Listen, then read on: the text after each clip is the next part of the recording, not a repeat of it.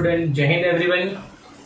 So students, in the last video lectures, we have discussed about the concept of utility. Utility के concept को हमने discuss किया था, जहां पर मैंने आपको टोटल यूटिलिटी और मार्जिनल यूटिलिटी ये दोनों के मीनिंग और उसके एग्जांपल्स मैंने आपको समझाए थे. ठीक है, आज का जो क्वेश्चन है it is about relationship between total utility and marginal utility. Relationship between total utility and marginal utility. Now before starting with this question, first of all we will revise the meaning of total utility and marginal utility once again. Okay, so total utility के बारे में मैंने आपको समझाया था कि that total utility is the utility which a person derive from the consumption of all units of commodity.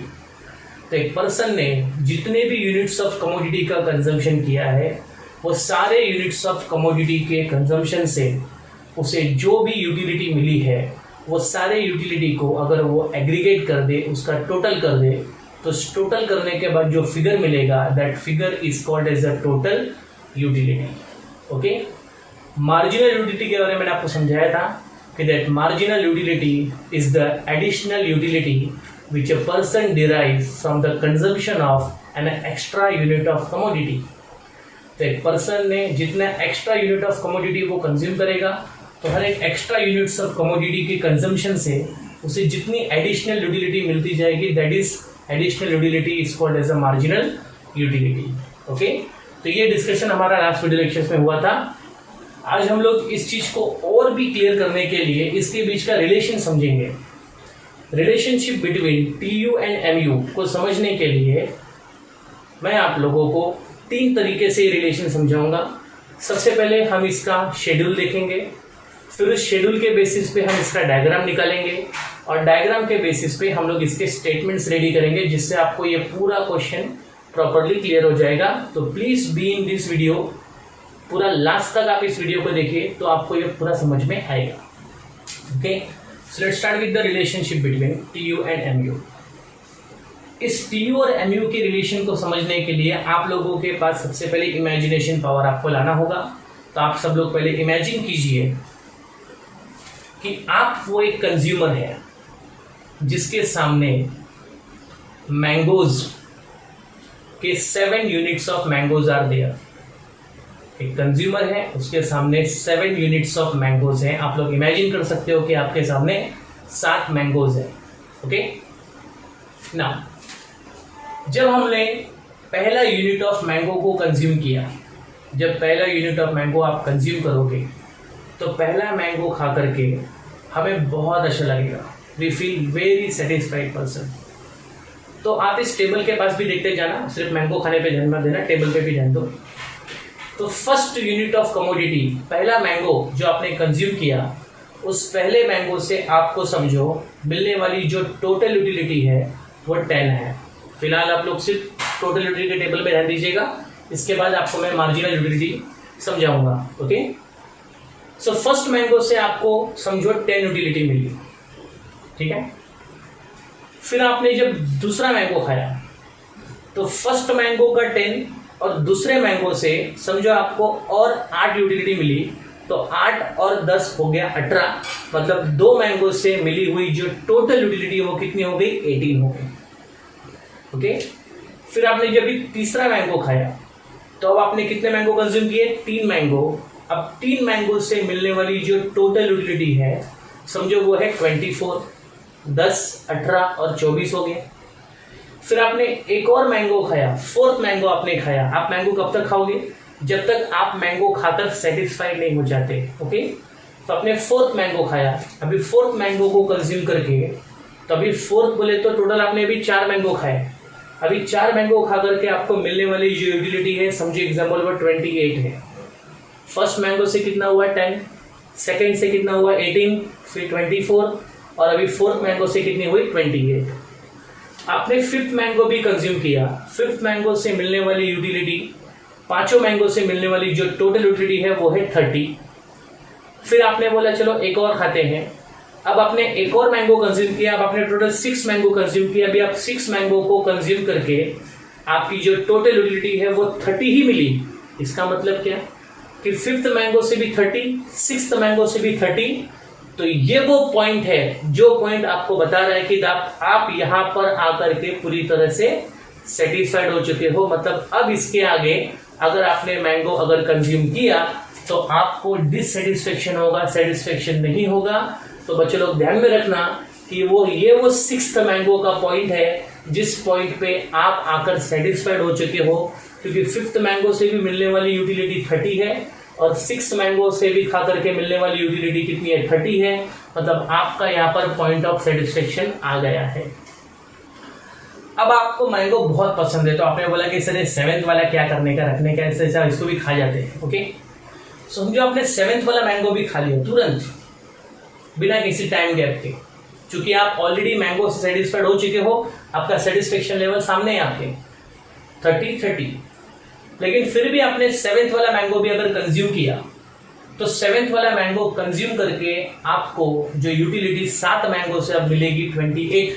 अब आप बोलोगे सर 30 से 28 यूटिलिटी कम कैसे होने लगी? तो यूटिलिटी कम ही होगी, क्योंकि अब आप यहाँ पर सेटिस्फाइड होने के बाद भी अगर आप सेम कमोडिटी का कंजम्पशन करोगे तब उससे आपको कोई यूटिलिटी नहीं मिलने वाली है। This is just a waste of consumption.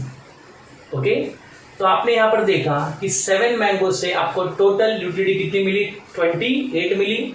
6 mango से 30 थी, जहां पर आप पूरी तरह सेटिस्फाइड हो चुके थे, बट फिर भी आपने 7th मैंगो भी कंज्यूम किया। अब आपकी यूटिलिटी बढ़ नहीं रही है, कम हो रही है, मतलब आप यहाँ पर मैंगो से पूरी तरह सेटिस्फाइड हो चुके हैं।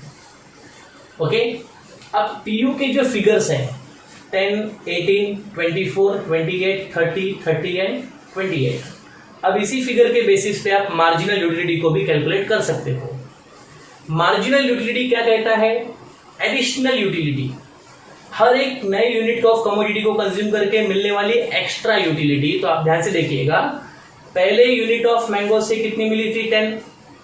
सेकेंड जब हमने 2 मैंगो खाया तो कितनी बढ़ गई, 18। तो बताओ सेकेंड मैंगो के कंजम्पशन करने से आपकी यूटिलिटी 8 से बढ़ गई। तो इसका मतलब है कि फर्स्ट यूनिट पे टीयू भी 10 है और एमयू भी 10 है, लेकिन जब सेकेंड यूनिट ऑफ मैंगो में आते हैं तो आपका टीयू 18 है और आपकी यूटिलिटी 10 से 18 हो गई, मतलब 8 से बढ़ गई। 8 आपकी एडिशनल यूटिलिटी है, तो 8 आपकी क्या बनेगी, मार्जिनल यूटिलिटी। तो अभी मार्जिनल यूटिलिटी के कॉलम में आप देखोगे तो 10 के बाद कितना आएगा, 8 आएगा। 8 कैसे है समझ में आ रहा है?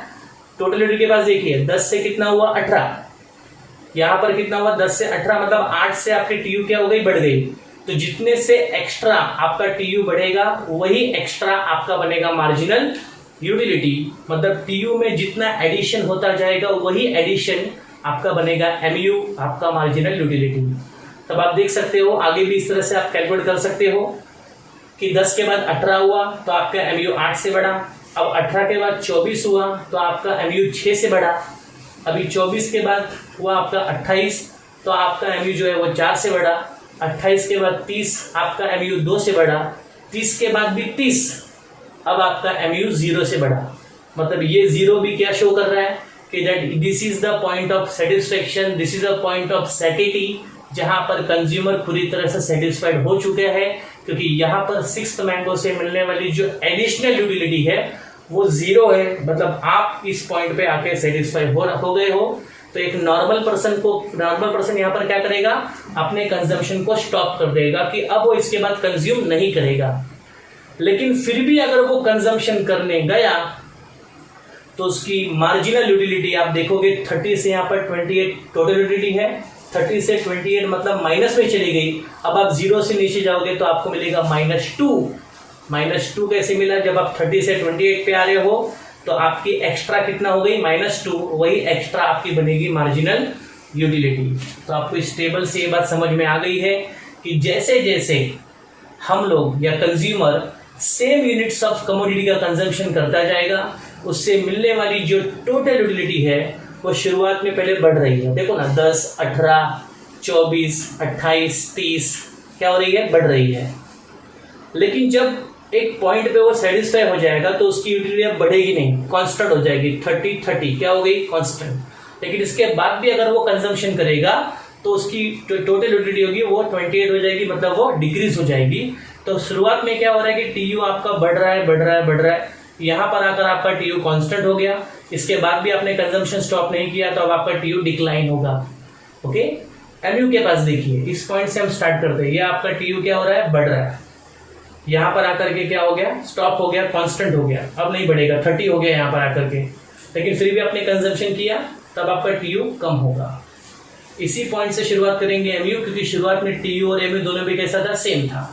आपका एमयू पहले क्या होता है, डिक्लाइन होता है, डिक्लाइन होते होते फिर वो 0 पे जाता है, 0 पे चला गया, मतलब अब आप यहाँ पर पूरी तरह सेटिस्फाइड हो गए, लेकिन फिर भी आपने कंजम्पशन स्टॉप नहीं किया, तब आपका एमयू एक्स एक्सिस को क्रॉस करके नीचे जाएगा, तो ये बनेगा निगेटिव। क्या बनेगा, निगेटिव, मतलब अब आपका सेटिस्फेक्शन जो है वो डिससेटिस्फेक्शन में कन्वर्ट हो चुका है। ओके बच्चे लोग, तो ये शेड्यूल था।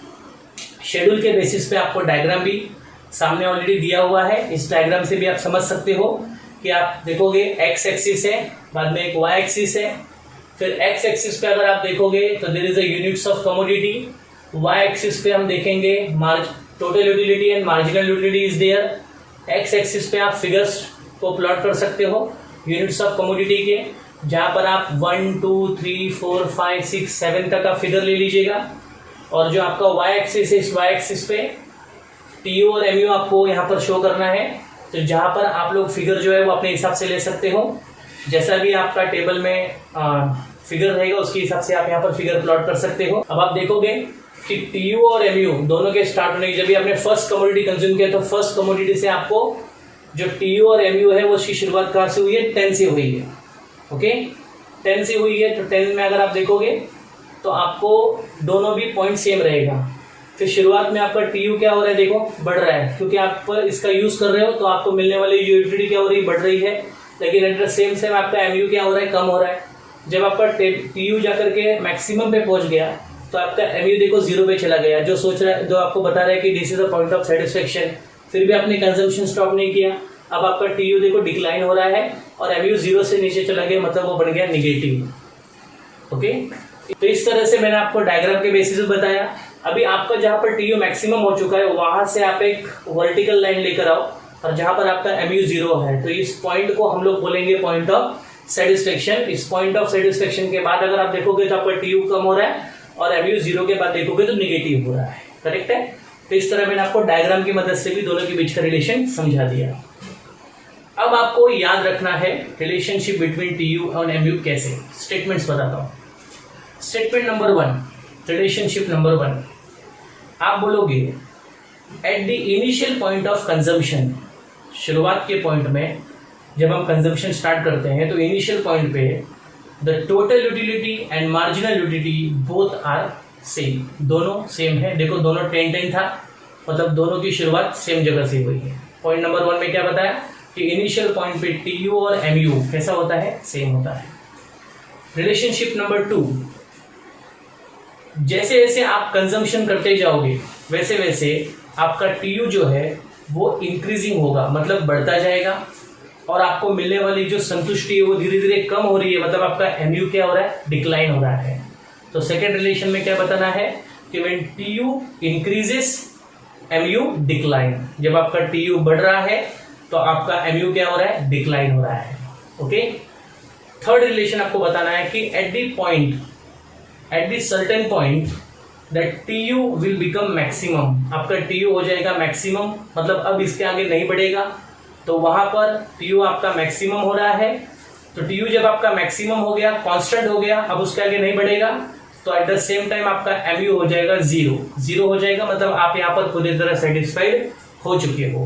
ओके, तो ये थर्ड रिलेशनशिप था। फोर्थ रिलेशनशिप में आप देखोगे कि जब अगर आपने सेटिस्फेक्शन होने के बाद भी कंजम्पशन स्टॉप नहीं किया तो अब आपका जो टीयू है वो डिक्लाइन हो रहा है और आपका एमयू जो है वो 0 के भी नीचे चला गया, मतलब आपका एमयू चला गया निगेटिव हो गया। क्या हो गया, निगेटिव। ओके, तो इस तरीके से आपको याद रखना है कि शुरुआत में TU MU both are equal, second relationship में जब टीयू आपका बढ़ेगा तो एमयू कम होगा, so when TU increasing MU decline. Third में when TU become maximum TU become constant MU become 0, TU के कांस्टेंट होने से एमयू क्या हो जाएगा, 0 हो जाएगा, और जब आपका टीयू डिक्लाइन होगा तो इसका मतलब एमयू आपका निगेटिव बन जाएगा। ओके, तो इस तरह से ये 4 स्टेटमेंट आप याद रखिए, जिससे relationship between TU and MU आपको क्लियर हो जाएगा। जो टोटल यूटिलिटी का जो कर्व है वो अपवर्ड स्लोप की तरफ जा रहा है, और जो मार्जिनल यूटिलिटी का जो कर्व है वो डाउनवर्ड की तरफ आ रहा है, फिर जीरो बन रहा है और फिर निगेटिव हो रहा है। तो इस तरह से दोनों के कर्व आपको पता होना चाहिए कि अपवर्ड कर्व में कौन गया और डाउनवर्ड कर्व में कौन गया, जिससे आपको रिलेशन समझने में ज़्यादा आसानी हो जाएगी। ओके बच्चे लोग, इस वीडियो को आप 2 से 3 बार आप रिपीट करके देखेंगे तो इसका रिलेशन आपको बहुत ही बेटर तरीके से क्लियर होगा। और आपके इकोनॉमिक्स के टेक्स्ट बुक में इसका डायग्राम आपको और भी क्लियर तरीके से दिया है, तो वहां से भी आप इसको एक बार रिवाइज कर सकते हैं। ओके, सो बाय एवरीवन, टेक केयर, जय हिंद।